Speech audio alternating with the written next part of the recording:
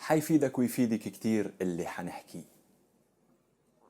اللي حفزني لأعمل هالفيديو إنه بمرة كنت عم بتناقش مع صديقة إلي بموضوع معين، وعلما إنها تعتبر من الفئة المثقفة، إلا إنه وبمجرد ما طرحت المخالف لاعتقادها واجهت هيك صد وانغلاق تام ومفاجئ، يعني ما كنت متوقعه بتاتا.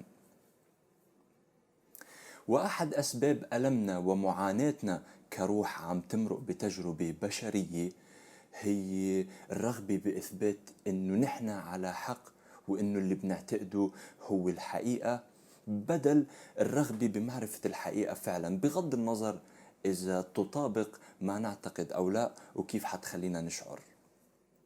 ولطالما هالظاهرة كانت سبب أساسي بتخلف الأفراد والمجتمعات عن المنافسة وقيادة التطور، أو بالحد الأدنى مواكبته.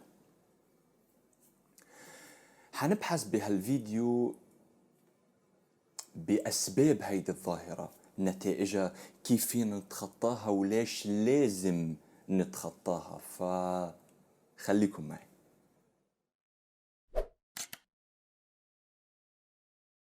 الحمد لله كما هو أهله، وأهلا وسهلا فيكم. أما بعد، بنتعرض بطفولتنا لمعلومات وتأثيرات من البيئة المحيطة فينا، وبنخوض تجارب بنكون على أساسها معتقداتنا. والمعتقدات هي طريقة عقولنا لفهم عالمنا المعقد والتنقل فيه، وجزء كبير منا بيتكون بمرحلة مبكرة من حياتنا.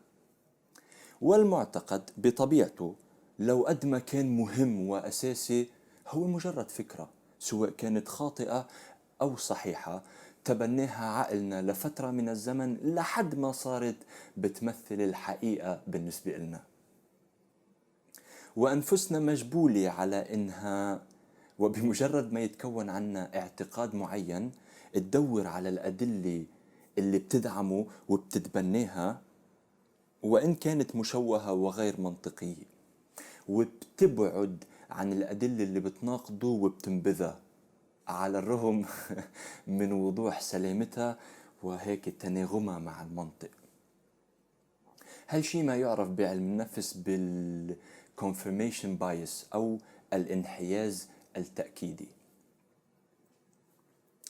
وهالشي بيصير لأنه التخلي عن معتقد معين قد يكون مكلف جدا، بالأخص أنه في معتقدات أساسية كعواميد البناء مبني عليها معتقدات وعادات تانية، والاعتراف ببطلانها بيعني الاعتراف ببطلان النظام اللي انبنى عليها كله، وبالتالي انهياره والحاجة إلى إعادة بنائه من أول وجديد. وهيدا بيتطلب جرأة وشجاعة ما بيمتلكها إلا اللي من عليه الرب. لما الشخص بيتعصب لمبادئه ومعتقداته، ما يقيمها ويناقشها بشكل موضوعي ومتجرد، وما يقبل برأي مخالف، ويغض النظر عن الحقائق اللي عم تقدم له، بيصير عندنا ما يعرف بالجزمية أو الدوغما. وهاي كارثة بذاتها، يعني لبنان بوضعه الحالي هو أحد تجلياتها.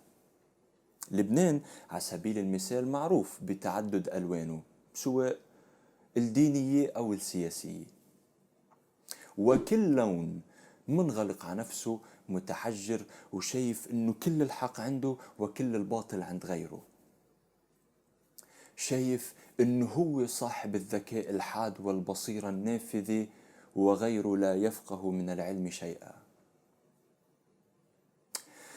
شايف إنه هو المضحي الأكبر، ومعيش حاله بوهم إنه أرقى وأسمى وأذكى وأقوى خلق الله، وما حدا عم يقبل يفيق من سكرته. نتيجة هالعوامل وصلنا للي نحن فيه، وما بعتقد اني محتاج اشرح مأساوية الوضع اللي عم يشهده لبنان واللبنانيين اليوم، وقديش هو محبط ومزري.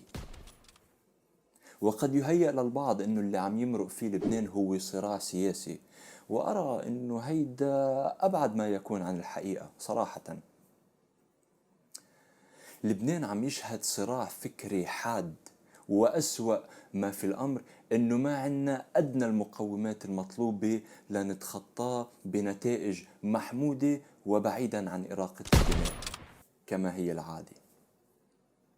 وبغض النظر قديش مريح نشوف حالنا مجرد ضحايا لهالنظام ولهالزعماء وفساد، بس الحقيقة هي أنه كل فرد فينا مذنب ومسؤول عن الفساد اللي عم نعيشه، سواء هالشي واضح لنا أو لا، معترفين فيه أو لا.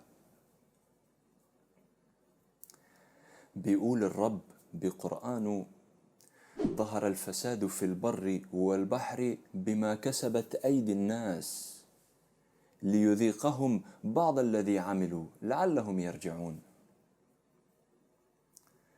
من الجيد أنه نلتفت لمسألة، واللي هي أنه اللي عم نعيشه اليوم هو مجرد جزء من بنستحقه.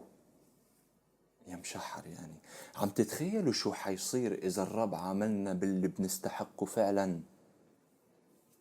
الحمد لله. والله على كل حال، وفساد الظاهر أي الفساد اللي بنلمسه بعالمنا الخارج الملموس ما هو إلا تجلي لفساد الباطن اللي نابع من عالمنا الداخلي، واللي ببلش بالمعتقدات. من ضمن قوانين الكارما ال12 هن قانون التواضع وقانون التغير. بيقول قانون التواضع انه لنقدر نغير اي شيء فلا بد انه نعترف فيه بالمقام الاول. اما قانون التغير بيقول انه التاريخ بيضل يعيد نفسه لحد ما نتعلم منه ونغير مسارنا. مش بيقول الرب كمان إن الله لا يغير ما بقوم حتى يغيروا ما بأنفسهم، وإذا أراد الله بقوم سوءا فلا مرد له وما لهم من دونه من وال. إذا بنجي بنشوف تاريخ لبنان بنلاقي نفس السيناريو عم ينعاد، واللي عم يتغير بس هو شكل اللاعبين: استعمار، استعباد، فساد، إذلال، استغلال، مجاعة، حروب أهلية، وهلم جرة. عم ننتقل من خيبة لخيبة، والوضع حيضل يسوء لحد ما نتدارك الأمر ويقرر كل فرد فينا يتحمل المسؤولية ويلعب دوره كإنسان خلقه خالق عظيم وعليم لسبب واضح محدد وحكيم. ينقل أن الحكيم بن أبي طالب كان عادة ما يقول: أيها الناس اتقوا الله، فما خلق امرؤ عبثا فيلهو ولا يترك سدى فيلغو، أي أن يفعل ما لا فائدة منه.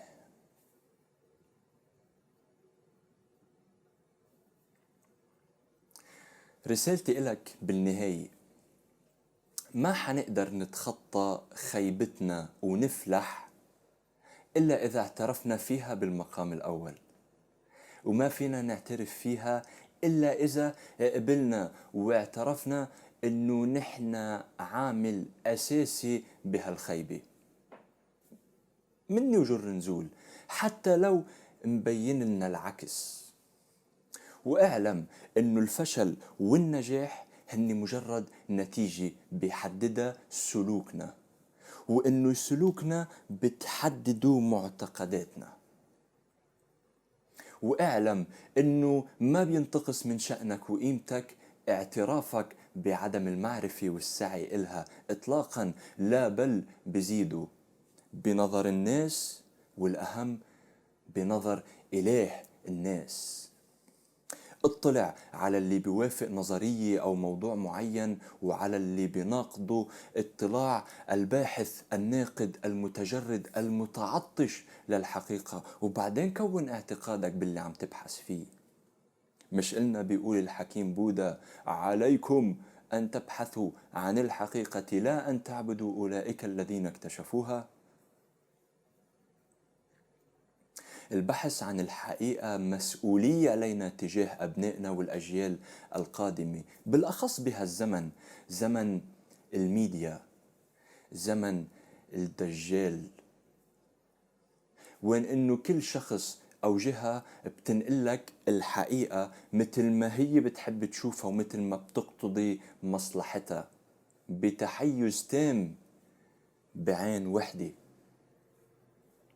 الزمن اللي مستلم السلطة فيه واللي بمراكز أخذ القرار بمعظمهم بيكونوا من أتباع مدرسة جوزيف جوبلز، وزير الإعلام الألماني وعبقري غسيل الأدمغة بالحرب العالمية الثانية، أي النسخة المستحدثة من معاوية ابن أبي سفيان. وهالمدرسة بتقول: اكذب اكذب حتى يصدقك الناس. تثبت إحدى الأبحاث اللي نشرت ب The Journal of Science إنه الأخبار الكاذبة بينعمل لها ريتويت أكثر بنسبة 70% من الأخبار الصادقة، وإنه الأخبار الصادقة بتاخد 6 مرات وقت أكثر من الكاذبة لتوصل ل 1500 شخص. 6 مرات.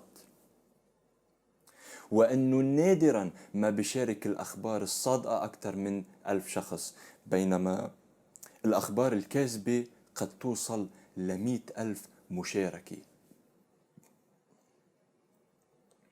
وبغض النظر إذا هالدراسة جديدة أو لا، إذا الأرقام دقيقة أو لا، بس ما في شك إنها بتعطي تصور تقريبي عن مأساوية المعضلة اللي عم نعيشها، واللي بيحتاج حل لتضافر أكبر عدد ممكن من الجهود. واعلم إنك المستفيد الأول من عملية البحث والتمحيص هاي، لأنه هالوجود مبني على قواعد ثابتة، وإحدى هالقواعد هي معرفة الحقيقة والعمل وفقها بيؤدي إلى الراحة والسعادة وتحقيق الذات، وهيدا أقصى ما يطمح له الجنس البشري. فإنك تكون عم بتقيم معتقداتك باستمرار وبموضوعية وتجرد حيدر عليك بالمقام الأول، ثم على المقربين منك بالمقام الثاني، ثم على مجتمعك بالثالث، ثم على الجنس البشري أجمع بالرابع، ثم على الوجود عموما وما يتضمن مما هو مرئي وغير مرئي بالمقام الخامس. فوائد لا تعد ولا تحصى ولا تقدر بثمن. شو من فراغ الرب بقرآنه بيقول: قل هل يستوي الذين يعلمون والذين لا يعلمون، إنما يتذكر أولو الألباب. فتواضعوا لله وتأدبوا، وعوا واسمعوا لقولي هذا تهتدوا. من دون الرحمن إياكم أن تعبدوا، ولغيره لا تمدوا أيديكم. أتدعون ما لا ينفعكم ولا يضركم. وبالوالدين إحسانا، وبذي القربى واليتامى والمساكين والجار ذي القربى والجار الجنب والصاحب بالجنب وابن السبيل وما ملكت أيمانكم. لا تكذبوا بهذا الحديث ولا تفتروا فتندموا. إن الحق لا يعرف بالرجال، اعرف الحق تعرف أهله. فاتقوا الله حق تقاته ولا تعتدوا. ومن الخيرات أكثروا وتزودوا، وإذا عاهدتم فأوفوا بعهودكم. صدق العظيم إذ قال في قرآنه: للمتقين العاقبة.